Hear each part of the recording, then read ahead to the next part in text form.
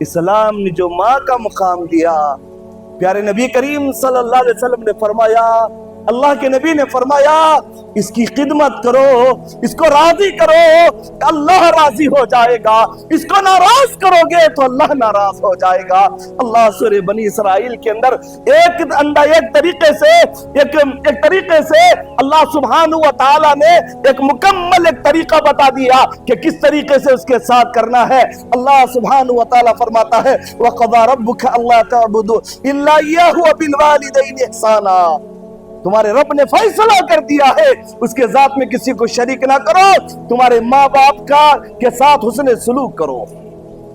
اللہ رب العالمین نے کیا کہا؟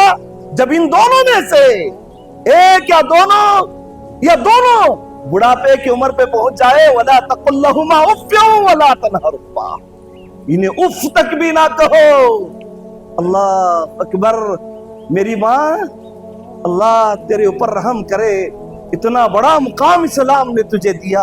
پیارے نبی نے فرمایا الجنت تحت اقدام الامہات، جنت ماں کے قدموں کے نیچے ہے، اس کی خدمت میں ہے۔ اللہ ہمارے اوپر رحم کرے۔ اب ذرا آگے چلیں، انشاءاللہ پھر کبھی کسی مسئلے پر بات ہوئی تو انشاءاللہ اسلام میں خواتین کے مقام پر آپ کے درمیان روشنی ڈالی جائے گی۔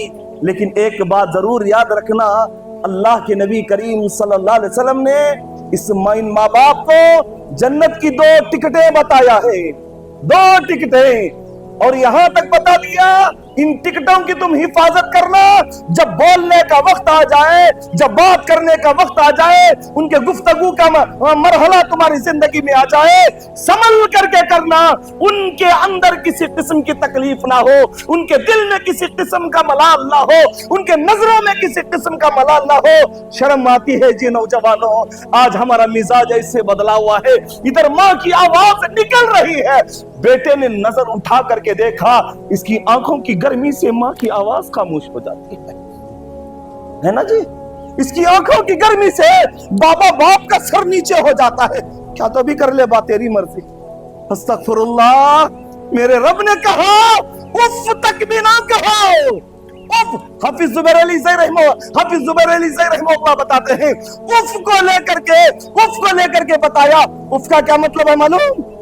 جب تمہاری زندگی میں کوئی ناگوار چیز تمہیں لگے، بڑی اس کے ساتھ آپ کیا کرتے ہیں؟ آواز آ رہی ہے آپ کو؟ منہ سے جو آواز نکالتے نا پچ کی، یہ بھی جب حکم دے تمہارے منہ سے پچ کی بھی آواز نکالنے کی اجازت نہیں ہے۔